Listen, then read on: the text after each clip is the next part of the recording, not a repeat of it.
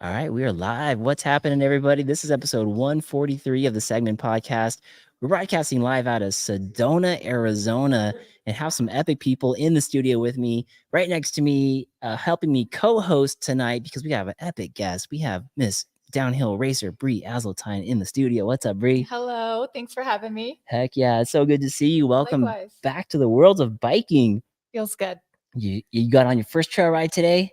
First real trail ride in 5 months. Sweet. And we're Pretty gonna crazy. Heck yeah. That's gotta feel good. It feels amazing.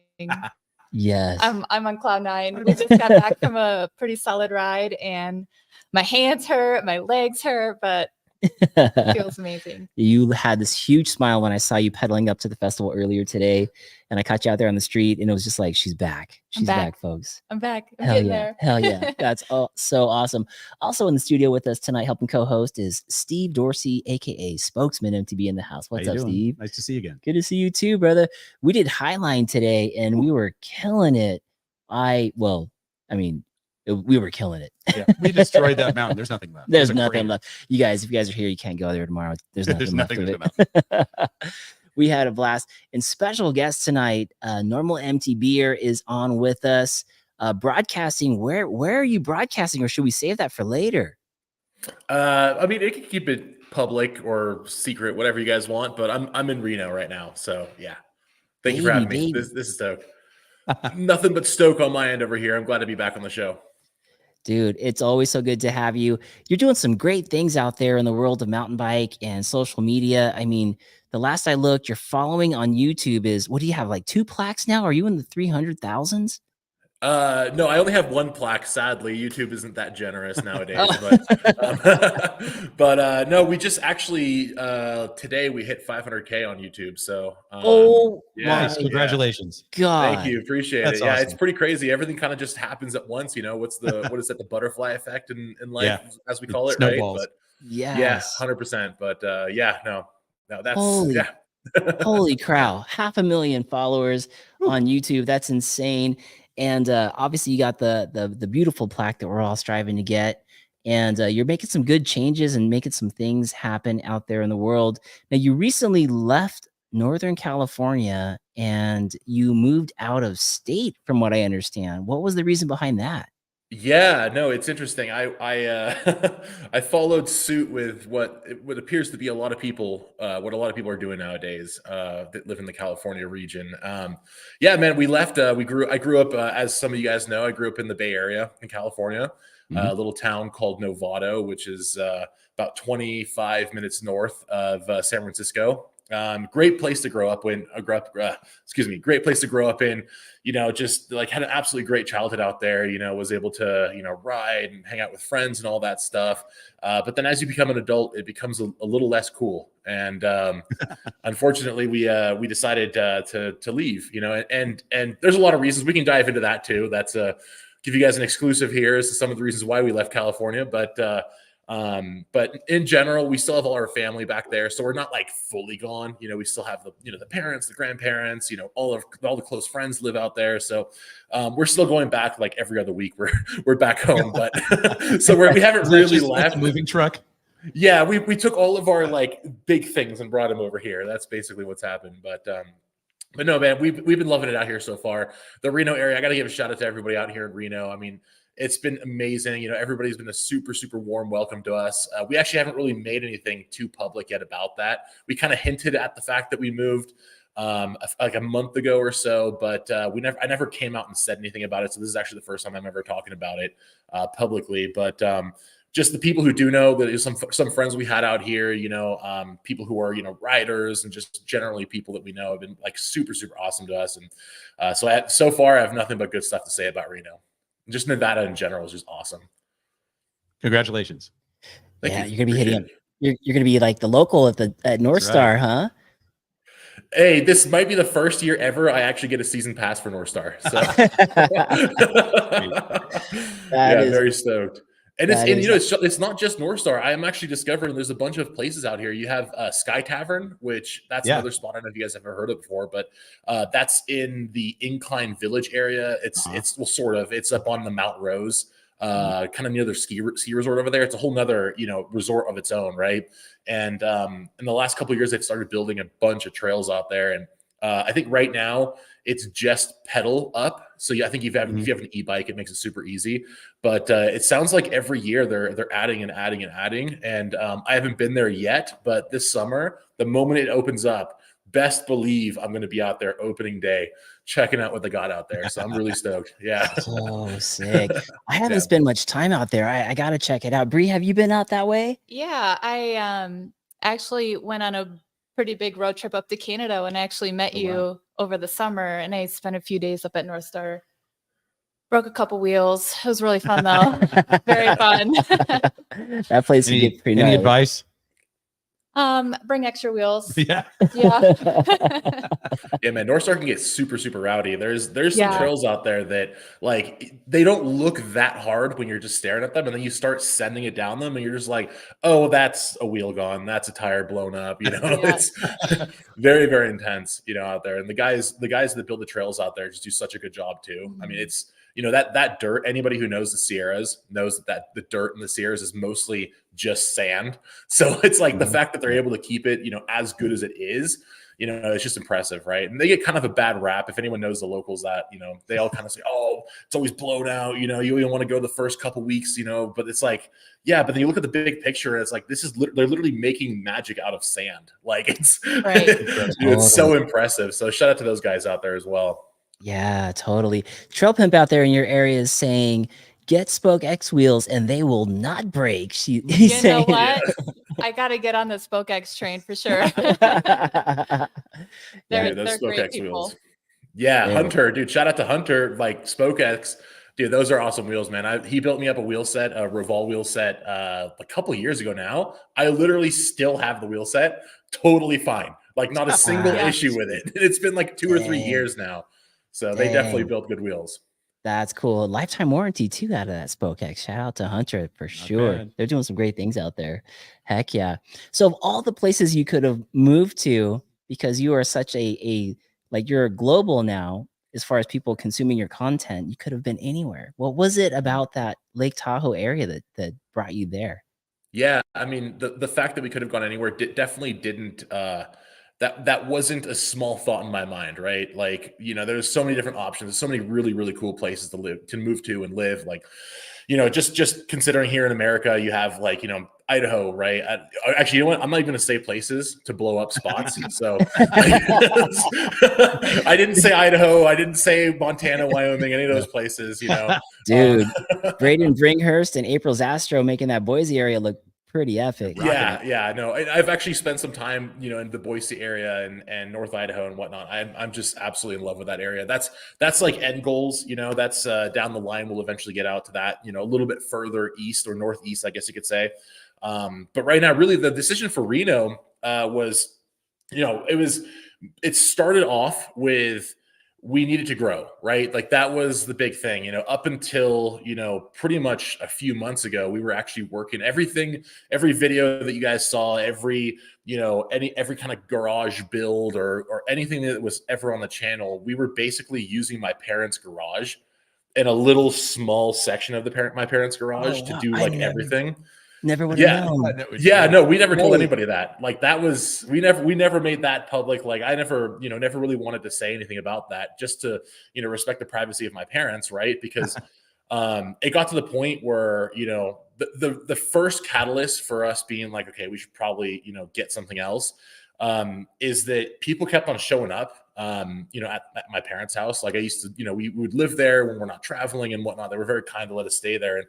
And when we were there, I would, I'd walk out, pull the bike out of the garage onto the car or something. We'd go out to film or go ride or something, and people would stop. Like it got to the point where people would be like, "Hey, you're the YouTube guy." Like they'd come up to my door and they would ask my mom. Like they literally ring the doorbell, ask my mom, "Hey, is he here?" Like, yeah, no, it got pretty intense. Like there were several times where there'd be people that would like drive by and like yell. And I'd be like, okay, that's weird. Why are they yelling? And so it got pretty intense, right? And also like going to like grocery stores and stuff like that. It was like the hometown. People started to figure out like where I lived, and I was like, oh crap, this is starting to get a little bit out of hand right now. We got to do something about this. And I love meeting fans and everything. That's a big thing. I'm not saying I'm not want to meet fans or anything. It's just the way that some people would approach me was a little bit weird and a little bit suspicious, right? And that'd be a little scary. Yeah, it was a little bit weird at times. Most of the times, it was like super chill people. It'd be like the kids riding by, and they'd be like, "Hey, what's up, dude?" And I just hang out with them for a second, say hi, little selfie or something. And but then it got to like full-grown adults like stopping and being like, "Hey, you're the guy on YouTube." And I'm like, "What the heck is like? How do you know I live here, dude?" Yeah. And that coupled with we just kind of just outgrew it. We didn't have much space. We were working out of, like I was saying, a little corner in my parents' garage, and we just ran out of space real quick, and it just started becoming like a big mess. I guess you could say, not just like a mental mess, but like a physical mess. Like there was boxes everywhere, and there was like bikes over here, and we just couldn't keep ourselves organized, and we just really outgrew kind of where we were. And that kind of led to, okay, let's start looking at places, right? And ideally, we would have wanted to stay, in the California Bay Area region, strictly because of the family and the friends. We've got grandparents still and all that stuff. So I really like the idea of being near them. The problem was that it was, if anybody knows anything about like real estate, especially in the Bay Area, it is really messed up right now. Like it is insanely messed up. Yeah. And even if you find something that would fit the category, because we needed a very specific set of things, right? If we were going to move out and do this whole transition, we needed to have like 10 different things that were an absolute must for us, right? And unfortunately, we couldn't find anything that fit even 10% of what we needed, right? And it just became super, super challenging. And we looked everywhere, the East Bay, Santa Cruz, Monterey, further up north. And we were just like, dude, like we kind of kept on going further and further and further from home to a certain point when we were like, okay, we're already like 3 hours drive away from our parents' house. May as well just go to a place that the taxes are going to be nice. The riding is going to be awesome. The access to nature is just unparalleled to anything that I've ever seen out here. I could literally, from my house right now, I can walk 5 seconds down the street and I hit a trail and I can go up into the mountains from there. Like it's insane. So it's like, like that whole combination of things just made us realize like, okay, Reno's pretty dope. And we've already been here. We've been here tons of times. We already knew the area very well. Like I said, we already had friends up here. And may as well, make the move out here. So we actually pulled the plug, and those aren't just the only reasons. There's some other stuff. If you want to get a little bit more spicy, I can get into a lot of the more sketchy reasons why we moved out here. But dude, that's what we're looking for. Okay, well, I'll give you one example. It works. I'm excited. Yeah. So I don't want to get. I'm absolutely not going to get political by any means here. I'm not picking sides or anything like that. I ignore that stuff, right? But one thing that was really hard to ignore, especially back where I was growing up, seeing where I lived as a kid and then seeing kind of what it evolved to in my adult years was really hard to ignore. It went from being a very kid friendly, great place for kids to grow up to now it's like, you probably shouldn't, walk outside at night alone anymore, and oh, wow. And that was it's a real tragedy. Yeah, the whole entire.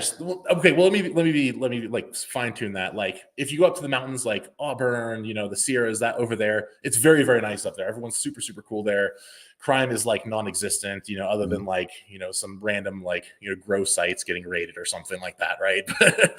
But no, like in the major cities, and especially the Bay Area where I grew up in, like the Bay Area that I grew up in is not what it is today, and that's a really unfortunate thing because I love the area. California is beautiful, right?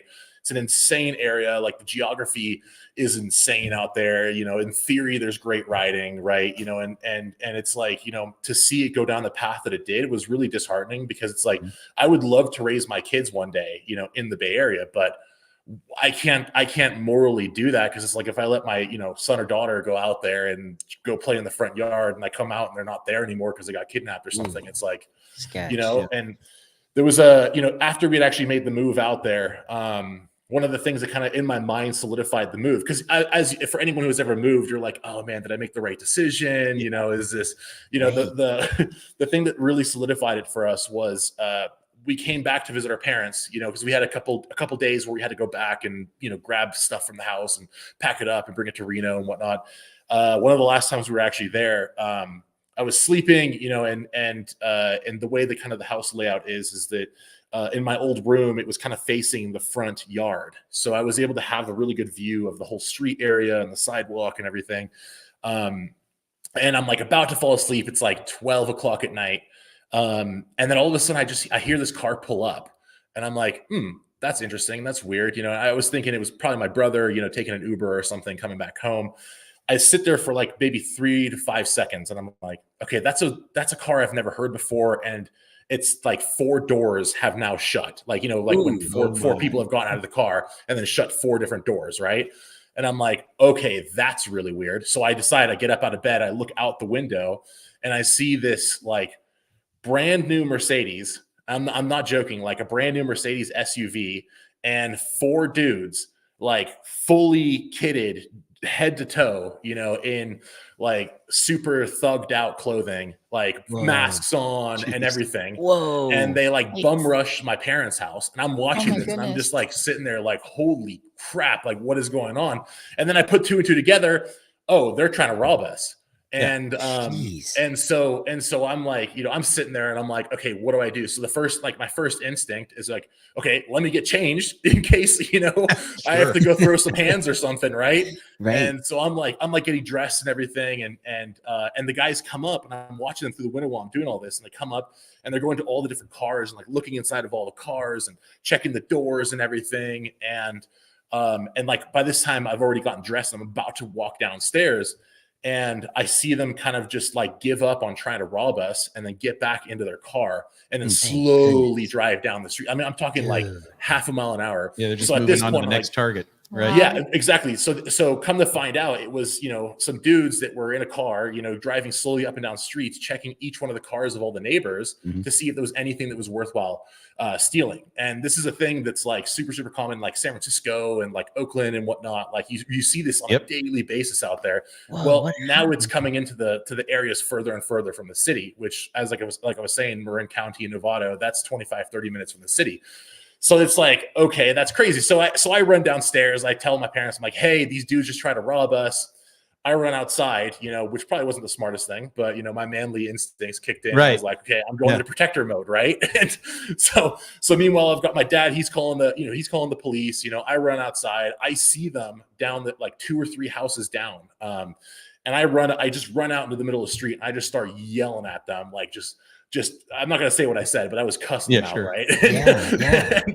And these guys, I just see them like turn to me and they look at me and they look and they panic and they run into the car, get in their car and skirt off.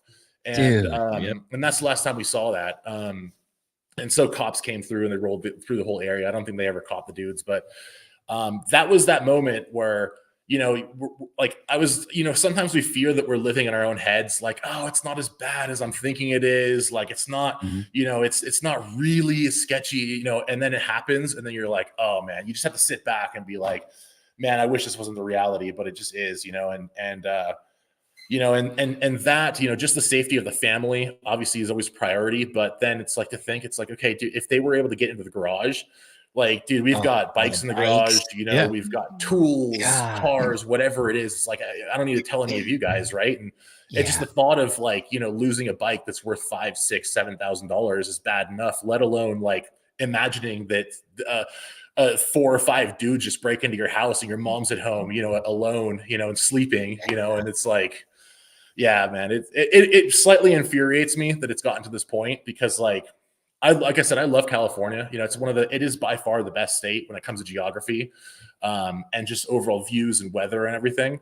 But nowadays it was really hard for us to justify living there. And unfortunately, as things work, we were proven correctly, like almost instantaneously. It's understandable though. Yeah. It was like a little nudge I know here in studio, Miss Bree Azeltine, she's experienced that with a bike in the past. Bree, you want to share a little bit about that? Yeah, actually, I had a Fry Sauce Edition Mega Tower, built it ground up, dream bike. I mean, I had all of my favorite components finally put together on that thing. Took it to Sea Otter, raced my Bronson for slalom, which was like the Friday, Saturday, and then took the brand new Mega Tower out for practice on Saturday, raced it on Sunday, and Sunday night it got stolen, and I think I had a total of 8 miles on the whole tragic. bike. And you know, it was kind of my fault. It was on the roof of the car. But you were like isolated though, right? We were, yeah. We were in Pacific Grove, which I think is like 35 It's remote. minutes. It's a bit remote. Yeah. On a very steep hill, and the driveway was off camber. So I typically stand on like my Yeti cooler to get to the top of my bike, to get the bike on the roof anyway. So I couldn't even reach the bike standing on the cooler. So I was like, it's fine. And I let it go. So I think someone had followed me. Goodness. And I heard somebody randomly messaged me on Instagram like 8 months later saying that they saw it in Oakland at a swap meet. Oh. Yeah. Wow. But he messaged me at like very late at night. And I'm like, you could have said something sooner. Right? Yeah. When did you see the bike? PM. He's like, oh, by the way, I saw your bike this morning. This morning, when I was having coffee, I saw your bike. Yeah. And I was like, come on. But I should tell her about that. Oh, man. And it's been spotted a couple times. I think I've gotten messages saying it's been spotted. So I've called and never recovered it. Oh, man. That's killed me. That's got it. I was going to ask what that feeling is going to be like. And this is going to be a weird transition. I'm going into a weird transition here. Like the feeling that Bree got from her bike getting stolen and the feeling that you had, Normal, almost getting broken into, was like a scary. It's just violating. Yeah. And I couldn't even imagine your home. That's way different. Like your family's there and it's at night and it just feels like extra vulnerable and uncomfortable. Yeah. Dude. Seabass, I thought you were gonna say when you yelled at them and they turned around, I thought they were gonna say, yo, is that you, Seabass? That'd be hilarious. Yeah, right. That would be hilarious. Where is the craziest place that you have been identified or seen in the wild? Like, where are some crazy places that people have approached you? Well, this is gonna be kind of a boring answer because like nowadays I don't really like go many places anymore. We're just like we're so focused on so much stuff right now that the idea of like I was in the middle of a farm somewhere in Kentucky and it's I don't have a cool answer like that, unfortunately. But no, I would say the most like out of left field unknown caller. I think did you guys hear that? I don't know. Never mind. Sorry. Yeah, The I don't most know like how that happened. Yeah, that was me. but no, the most like strange, like or kind of more unexpected place. It was in the middle of a big city, in like a Whole Foods, and this is like the first time this ever happened. Like I was just walking through the aisles or something. I was about to pay or something, and then all of a sudden this dude just comes up to me and. And then he's like, "Hey, you're Normal MTB here," and I'm like, "Yeah, dude, what's up, man?" And I was totally taken off guard, right? Because it's like you don't expect in a grocery store, right? And and then he's like, "Oh, dude," and he like wanted a selfie and everything. Next thing I know, like everybody who's around, because this is a major city, right? Everybody around was like, who is this? And now everyone's looking super, super weird at me. And like, it was strange. That was the first time we ever had like in a very random place, someone recognized, but now it's like, just go to the grocery store and someone's like, hey, or something like that. It's kind of a more regular occurrence nowadays. That's cool. Does the feeling of that ever go away? That like, wait, are you talking to me? You want to meet me? Do you get used to that after a certain period of reps of that? Or how does that feel? No, you definitely don't get used to it. If anything, it gets a little bit more tricky because there's this balance you have to have in your own mind of like, are they looking at me because they know who I am, or are they looking at me because they're trying to fight? Like, like, oh boy, mad dogging me. Like, so you're kind of I'm constantly playing this like mental game, right? Especially if I'm like in a very public area. Someone's like looking over, like, is that, you know, like that? I'm like, okay, are they going to come over? Or are they just going to stare at me, or what's the deal here? What's going to happen? Right. And I don't want to let, like, you know, there's a very fine balance of like being humble and like being super egotistical about it. Right.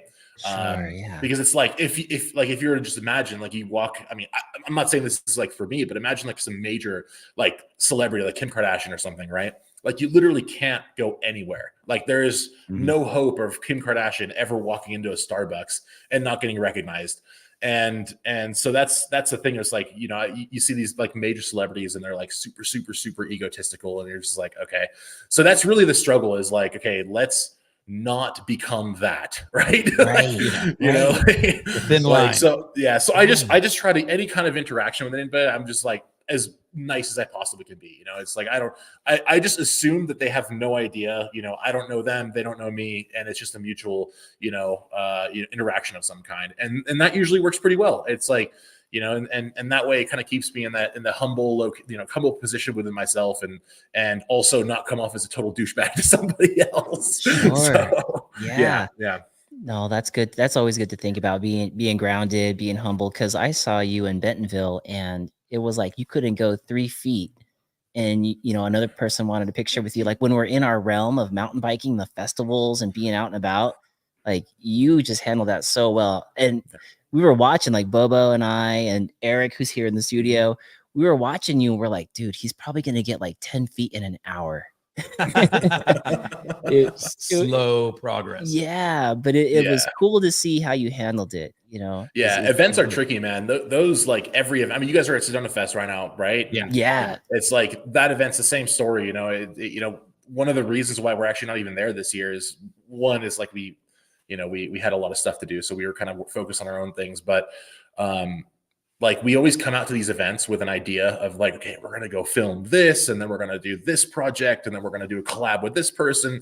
But then we get there, and it ends up being like 6 hours of us just standing in the venue, you know, like selfies, handshakes, talks, you know, little conversations here and there. So we kind of were just like, you know, we're still going to go to events and stuff. But particularly right now, it just didn't make sense for us to go. We had so much stuff going on our plate. And so we're just like, okay, this year, no Sedona Fest.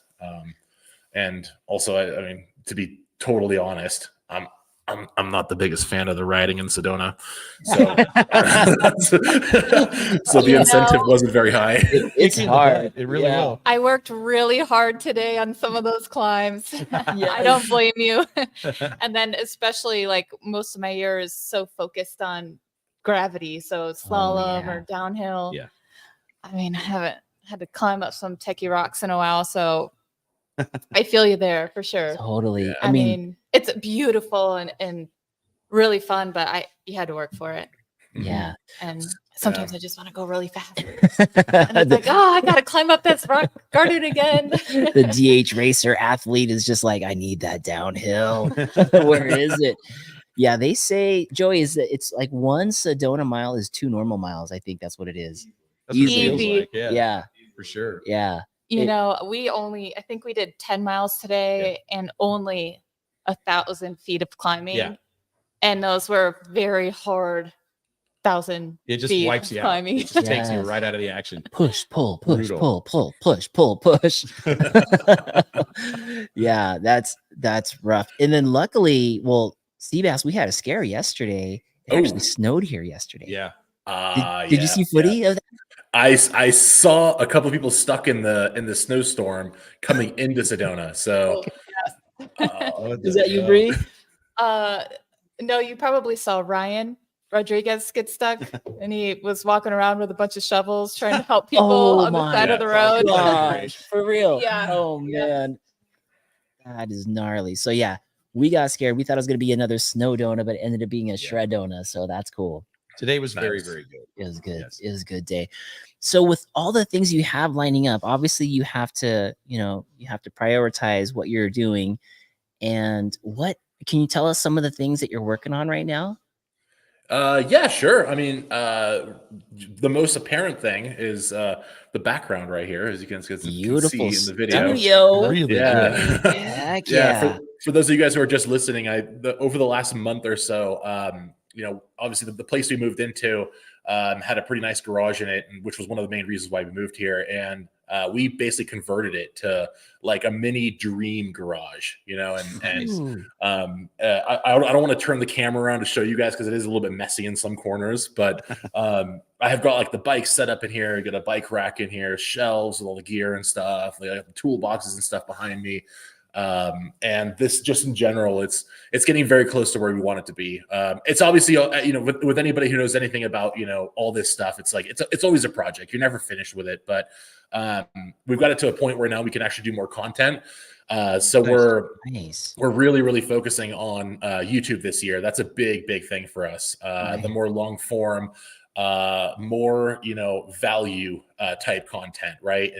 And that's not to say that, you know, we don't bring value already as it is. I'd like to think that we bring people value, you know, make them laugh and stuff. But I know that if I read the comments, some people think otherwise. Don't listen to them. Many times I spit my coffee laughing. Enough, you can always find negativity. Yeah. No, it's interesting. The comments section, they're always it's so bipolar because some people are like, you know, take this the garage build I just did, right? Just looking through some of the comments, they're like, oh, it's not big enough, and then some people are like, dude, you got to be more humble. I'm like, what the fuck? Bipolar, right? Like, what do I do? Joe Pip is asking, is that a stripper pole in the background? I'm assuming these things right here. It's not. Unfortunately, they're not stripables, but that's a good idea. Those are actually just handles on the toolbox or the container things that I have in the back there.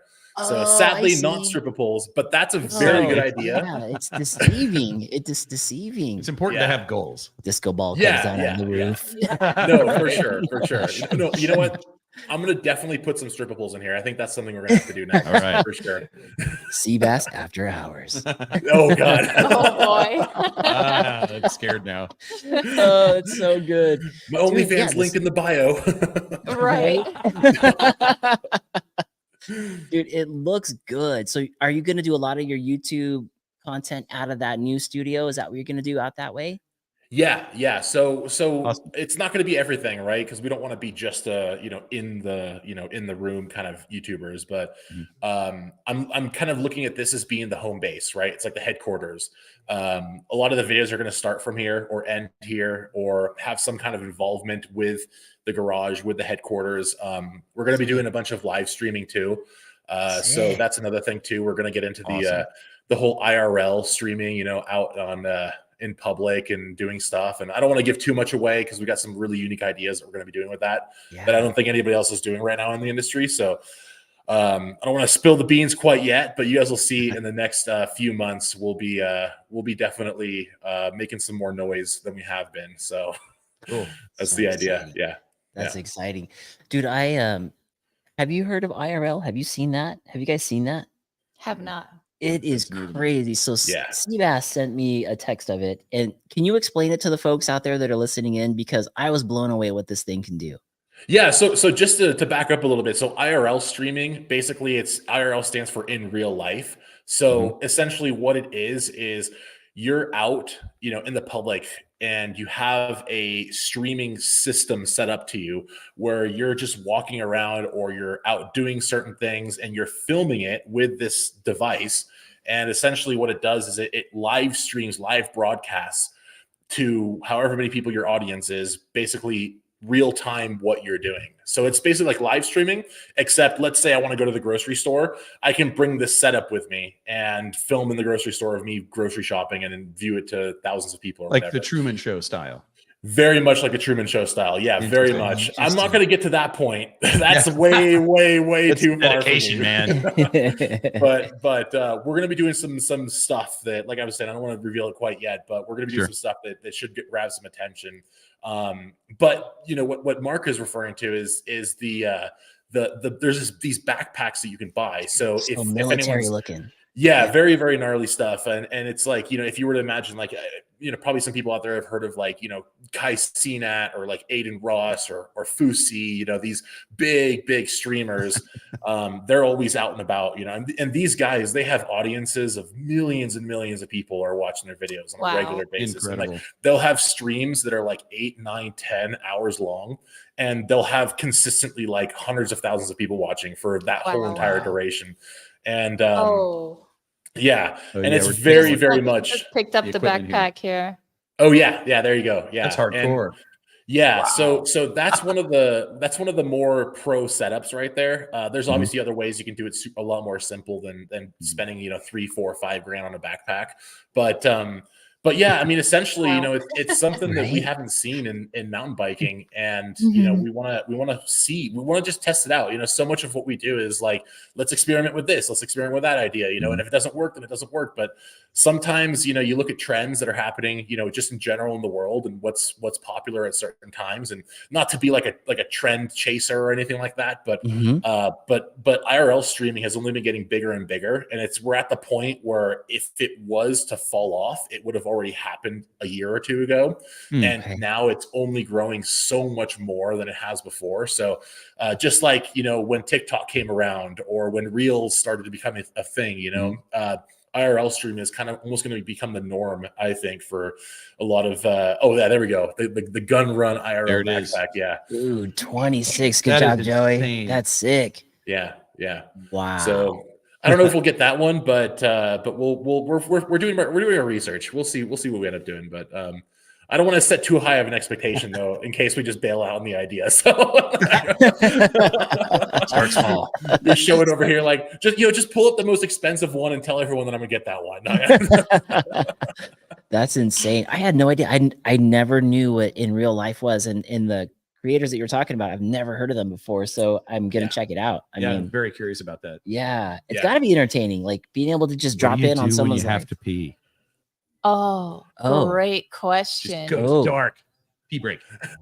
Yeah, what happens? Can you cut it? Can you pause it?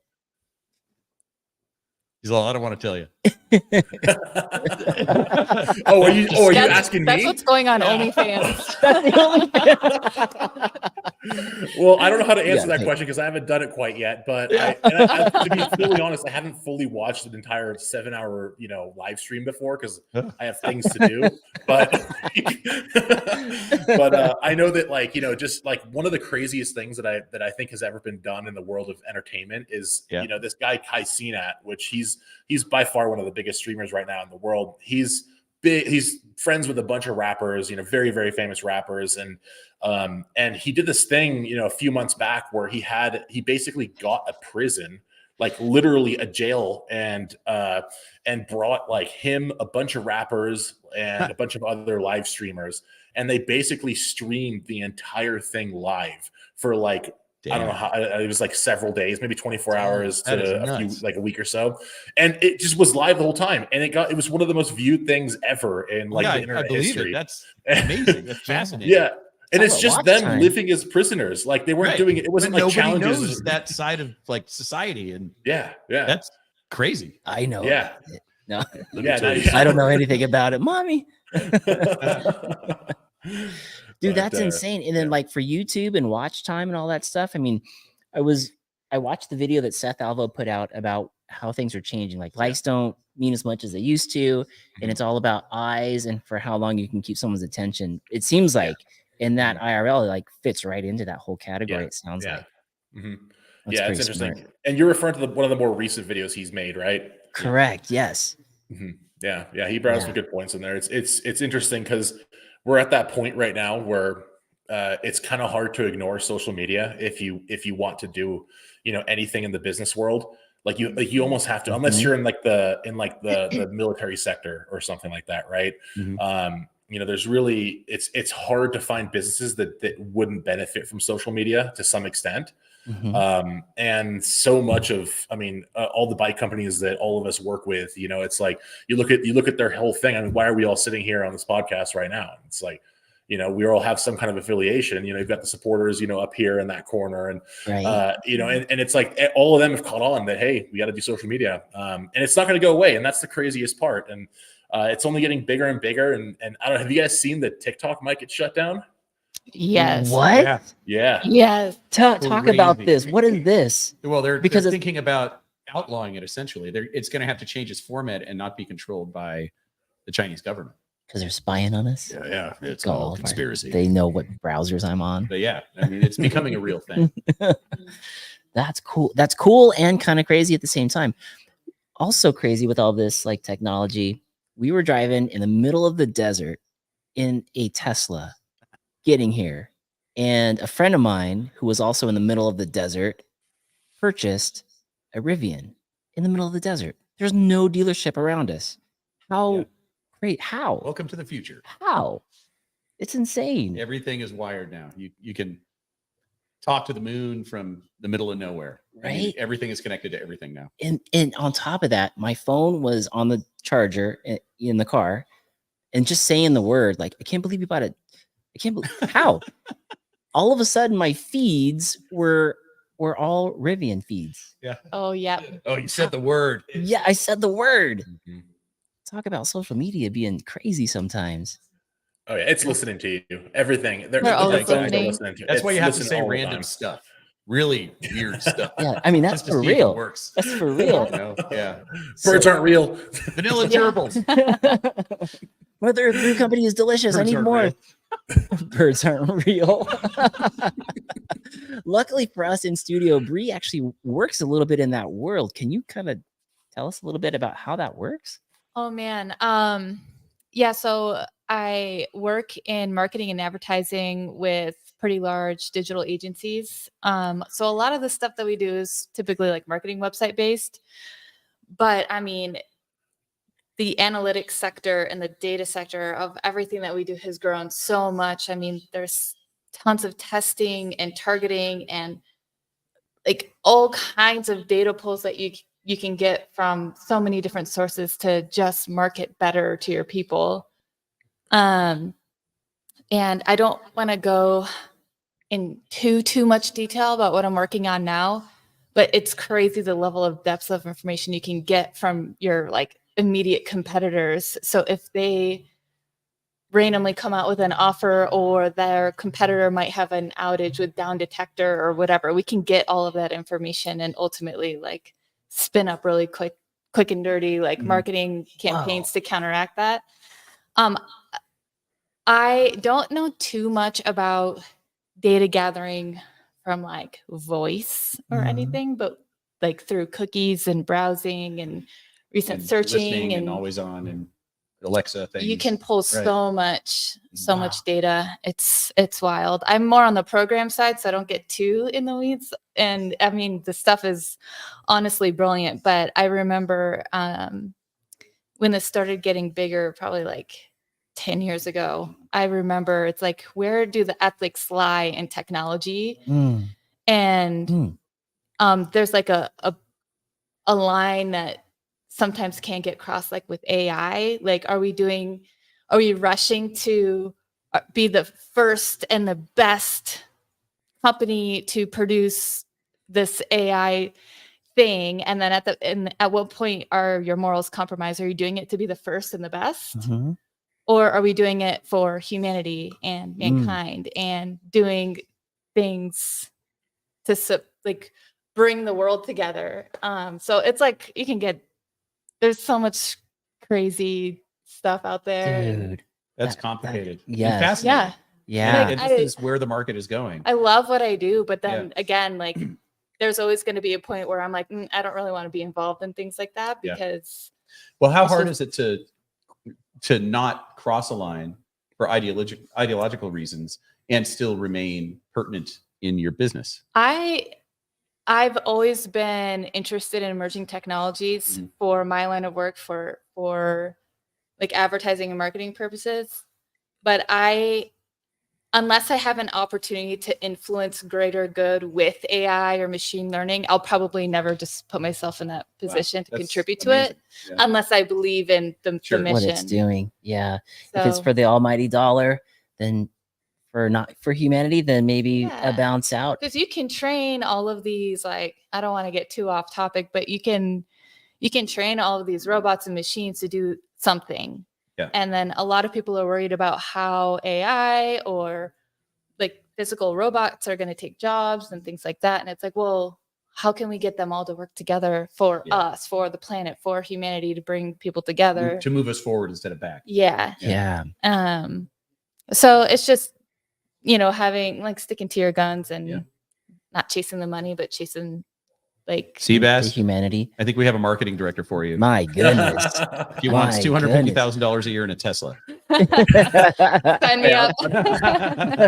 I'm just over here. I'm just replaying the Terminator movie in my head. Yeah, totally. That's what's going on over here in my Right? mind. Exactly. Oh my gosh. So what now, speaking of our phones listening to us and getting new things and things that we didn't even know we wanted, you ride for Specialized. What is some new killer stuff coming out of there? Tell us all the secrets. Yeah. All the secrets. Get in trouble. Everybody's doing it. Don't listen to him. Well, Yeah, tell us. everyone's leaking information nowadays. Apparently, I'm gonna be playing the very political game here and being like, I have no idea. I don't know anything. I don't know what they make bikes. What? Right? But we've seen you on some sick e-bike here recently. Have you been enjoying that thing? Yeah. So currently, I'm riding the Levo and the Levo SL. I've got two e-bikes. Sorry, I don't want to be flashy or anything, but I've got two e-bikes. I'm sorry. I'm like double bad in the eyes of trail builders right now. Right. Like, They're but, so fun though. yeah, no, they're awesome, man. I love e-bikes. It's, obviously my heart's always with normal, like the standard acoustic bikes, I guess we call those nowadays. Yeah, there's right? a million different names, right? Yeah, but no, I mean, e-bikes, it's really hard for me to go out for a bike ride and then not look at my e-bike and be like, oh, I could definitely ride that today. And then just grab it and go. As far as like the bikes themselves, man, I love them. I mean, they're so great. Like I don't know if you guys have ever ridden like a stump jumper or, one of the smaller, Specialized bikes, but like the e-bikes feel so similar to those platforms. I mean, they're basically taking a lot of that similar tech and transferring them over and sticking a motor on it and, tweaking some things here and there, obviously, but they're just so planted, man. And especially the new Levo SL, although it's a lot lighter bike. It's not like the most powerful, especially when you compare it to like the standard turbo Levo, the full power one. You're definitely going to feel a noticeable difference in power when it comes to climbability. But then that's a good thing for me, at least, because when I'm out on the Levo SL, the lightweight one, it feels very similar. It's like a normal bike, but with a little bit extra boost. So I can basically feel like I'm going out on a real proper ride, right? Nice. But I'm still keeping up with everybody else, and still being able to actually get a good workout in, still have all the fun in the world, and it's just, I'm just so happy. It's like, not to be the like kiss ass too much here, but like just being able to work with Specialized has been just an awesome, like they've helped so much with, helping us get to where we are right now that it's just, I mean, I couldn't, think of a better brand to be with, other than Specialized. So, yeah. That's a big brand, bro. When the first time I had you on the podcast, I think you had a Specialized sticker on the wall. And look at you, dude. Look at you now. It's like, it's our voice grown up. Oh my God, it's insane. And watching all the footage and everything. And actually, shout out to Specialized. There was a video that Seth put out on helmet safety. That's right. And it was by Virginia Tech, the number fascinating video. Very, very well. It was beautiful. It was all about like, perpendicular hits and oblique hits, rotational hits. And Specialized, the half shell Specialized came in number 3 of all helmets, which was insane. Wow. Yeah, 5 stars. And I think the ratings were, the lower the rating point, the better the score, right? So they got like they did great. Yeah, so nice. Good. Yeah. Yeah. And obviously the Specialized helmets are absolutely amazing. I mean, but in general, just to give credit to the industry as a whole, if you take helmets from the time when I was growing up, when I was a little kid to now, man, it's really hard to come across a bad helmet nowadays. Like you're right. Yeah. No, unless, which I learned on that same video, there are some knockoffs on Amazon that make it look like the exact same thing, but under a strike, they will just shatter. Yeah, like there's no reinforcement cage inside of the correct things like that. So he crushed it with his foot. Yeah. It's like a beer can. People could die.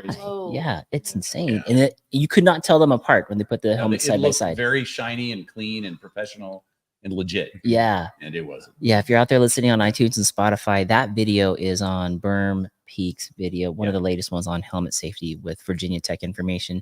But Specialized. Now you're on that SL. It's like a U+2 on that bike, right? As far as the power goes. I would say it's very similar, yeah, for sure. Yeah. If a normal sized person, not me, is on that bike, like for example, my brother has a Kenevo SL, which is for those of you guys, it's like it's essentially the Enduro, which is a 170 mil travel bike with a motor on it, and it's got the SL motor on it as well. So it's a very lightweight e-bike as well. Super awesome bike, man. He loves that thing. It's a very similar motor configuration. So him on that is equivalent to me on a full power e-bike, if that makes sense, right? Wow. So that's the balance there. And Incredible. that just comes down to I'm so heavy. I mean, I'm 6'4". I weigh over 300 pounds. Like that's just what it's going to be for a normal person like all you guys, all the normal sized human beings in this world. There's definitely a little less noticeability, I guess you could say. It like the SL is going to feel a lot more like a full power bike. It's not going to make that much of a difference. But for me, for sure, I notice it for sure. That's nice, man. Yeah, That's nice. yeah. And it looks playful because sometimes I really have to look yeah. at what bike you're on because you're throwing the tabletops, you're throwing the steeds. I don't know and I'm how like, you do that, dude. You're that's amazing. on the E, yeah. Oh, dude, I appreciate it. No, It's dude, wonderful. I love them, man. They're Specialized does such a good job with making bikes compatible to if you want to go out and race and do gnarly stuff like that, you absolutely can.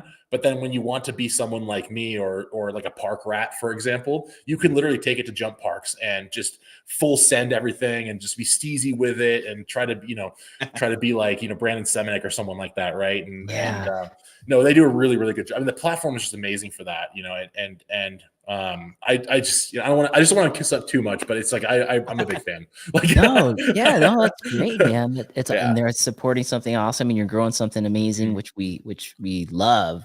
I love consuming your stuff. I can't wait. Every Yeah. time I see your thing, I'm scrolling, I stop. And I get that in. It's catchy. You got the touch, man. I yeah. appreciate it. You guys are too kind. Thank you.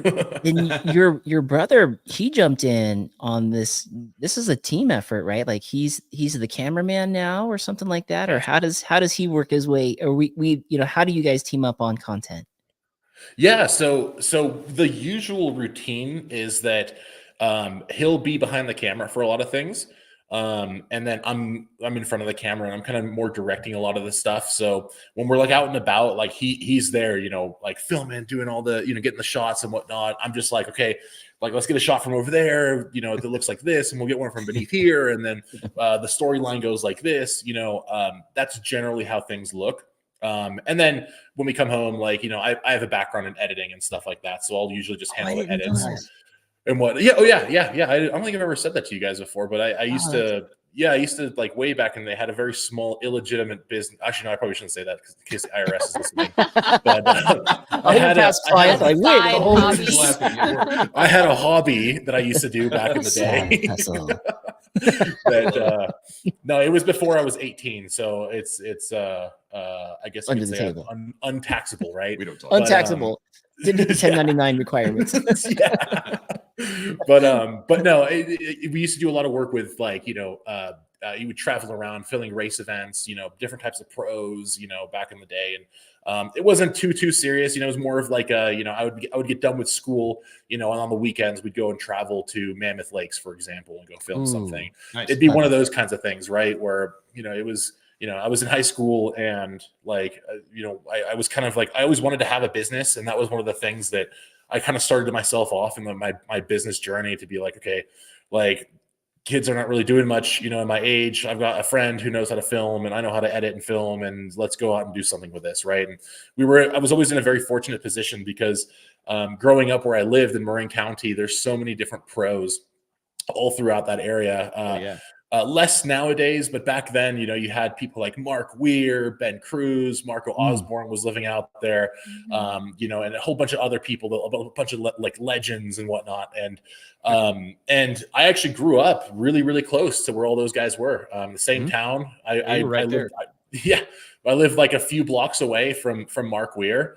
And it was always looking up to those guys. And eventually, as we all got older, it was like, oh, do a little edit, with Marco here or something. And then, we go off and do a race event over there for that. And then another pro who wants to come up is doing another edit. So we'll do that and go to Downeyville for this. So we kind of for a few years, it was like every other weekend there was something going on where we were traveling to go film, to go do this project or whatever. And so I always kept myself busy with that. So yeah, I mean, that's kind of where the roots started. And that's actually how I kind of knew the industry, the bike industry, because I did that for about like 3 or 4 years, I want to say. And like, I got really, really deep in the industry, would travel around, knew people at companies and stuff like that. And then I just, for some reason, I got super boring as a person. Like, I just became a total lame-o and decided I feel like that hard. Yeah. I got a normal job. I just decided, like, okay, I'm just gonna live like a normal, get a job and do a career and do all that stuff. It was at that point in my life, where it's like parents were like, you gotta get a job and you gotta do all this. I'm like, okay, fine. Like, so I did that and bounced around a bunch of different jobs and eventually did construction. And I've already told this story before. Did construction and did that for a few years. Loved doing that. But then COVID hit, and then COVID was all super, super weird during that whole time, the lockdowns and everything. Totally. And then here we are. Yeah. Wow, man. That's so cool that it blew up like that it did. And congratulations on everything that you guys have accomplished and will accomplish in the future. I love the fact Thank that you. you're going to be bringing the value added stuff to it. You got the new studio, new location. Boys growing, man. Boys getting big. Yeah, it's awesome. I love it. It's been fun to watch. It's been fun. In closing, I have a couple questions, and I definitely want the co-host to ask too. But the first one I just wanted to ask, and I don't know if I ever did it. How did the name Normal MTB come about? Dude, that's a good. No one's ever actually asked me that before. I think that's a good one. I'm gonna have to. Let me remember. How did we actually come up with that? I think that. So what's interesting is that, like, when we first started off, if you were to go on like Instagram, because Instagram was the first platform we were ever on. If you were to scroll all the way down, like as far down as you can go on the feed on our profile, the first like 30 posts are all my brother. And I didn't actually make an appearance on the channel until about 6 months maybe into us like trying to take it seriously. The original idea was that it would be, me, because my brother looks a lot more photogenic than I do. He's like definitely not 6 foot, 300 pounds, like he's a lot more like, he looks a lot more like the average mountain biker. So we kind of thought, okay, you're good at riding because he's really good at riding. And I know how to do video and photo and stuff. Let's do something here. And that was our COVID project. Nice. And so the name, we kind of came to it because I've always looked at things kind of in a comedic way. And I already kind of knew how like the bike world worked, and that everyone, like, to be quite honest, like everyone takes it way too seriously. Like not everyone, but a lot of people take it way too seriously. And at the end of the day, we're like, no, we're just riding bikes. I get that there's a lot of money involved, and I get that there's like races, and you gotta be serious about this stuff, but we're just riding bikes. I mean, that's essentially what we're doing, right? And what's amazing, we've built this whole like industry on it, right? But we kind of were like, let's poke fun at this like seriousness of the professional mountain biker, right? And one thing led to another, and we were like, kind of bouncing names around, and we eventually landed on like normal mountain biker, as in like, oh, we're just normal mountain bikers, right? You just hate vowels. I love that. Yeah.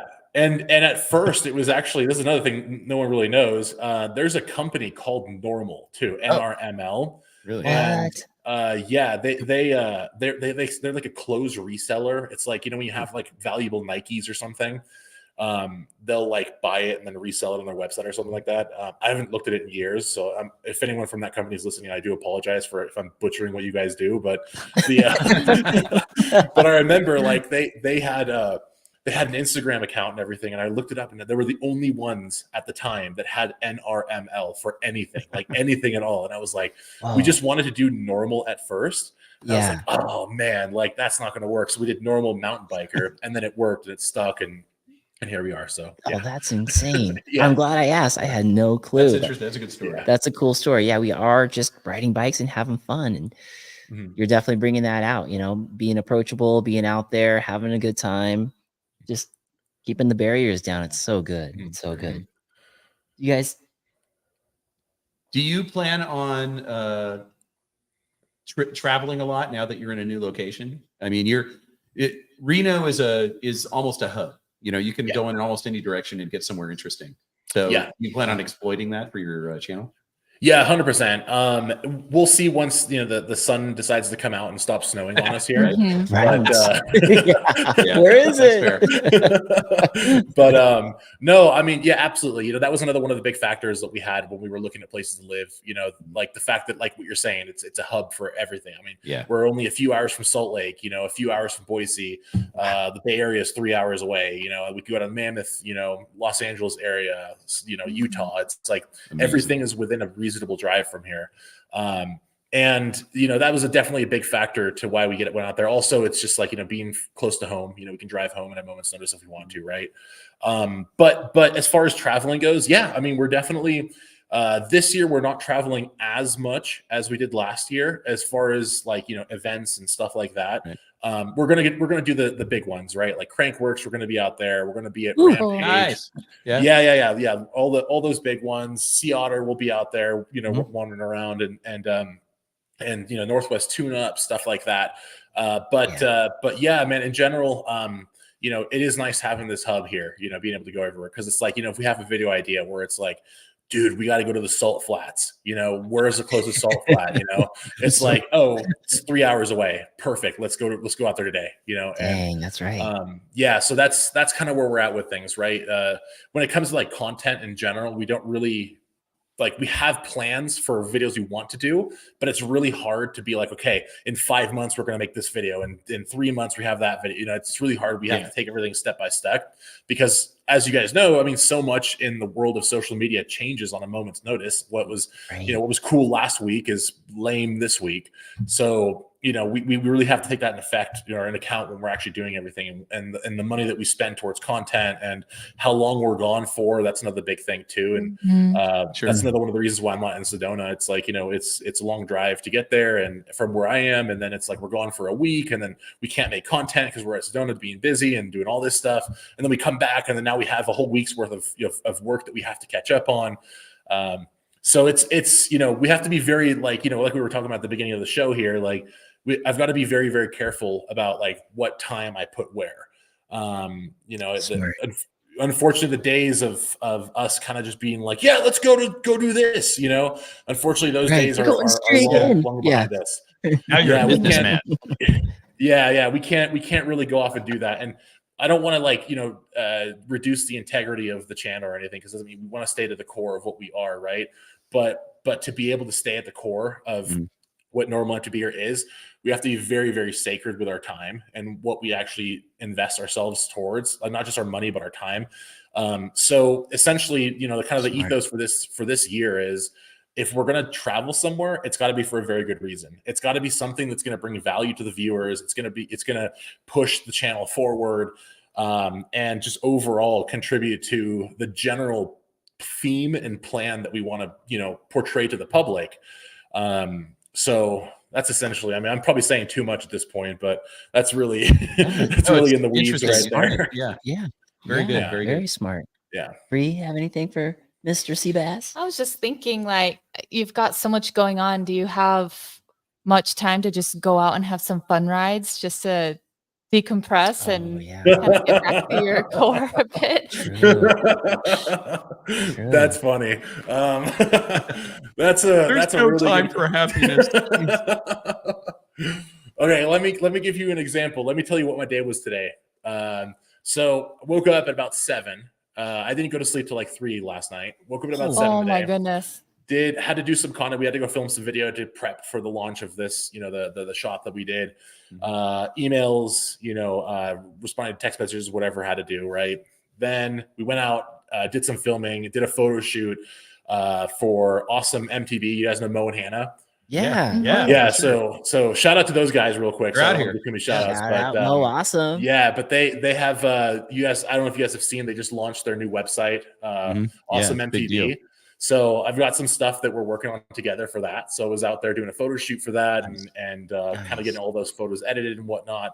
Then I hopped on here, did this. Then I'm going to go basically back on the computer, edit some more until whenever I get that done tonight. And then tomorrow morning, rinse and repeat. So no time to go hit the trails for fun.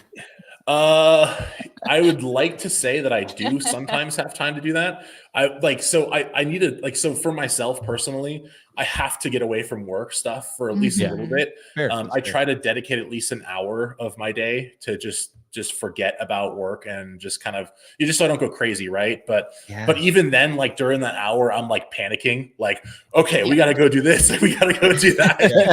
It's like a constant loop, right? But no, I kind of realized that, like, as all these years that we've been doing this, it's only getting more and more challenging. It's getting more and more stuff that's been put on our plates. And that on top of, like, okay, now we have like real expenses, like, the house, then we got the all the upkeep, and we got the cars, and we got all this kind of stuff, right? So it's like all that stacks itself on top, which means less and less time for me to go out and just have fun, right? Now, obviously, as the summer comes through, I'm going to make time to just go to North Star on a day, no cameras, just go and have fun, right? But right now, really, the only form of fun that I get in today's day and age is when I work out. Like, that's really it. Like, I'll just go for a bike ride, to have fun, but then also I come back, do a bunch of reps or whatever, and that's where we're at with it. And that's like an hour or two if I'm lucky, per day or every other day or something. So yeah, nice. Man, you're focused, brother. You're in it right now. You're in it.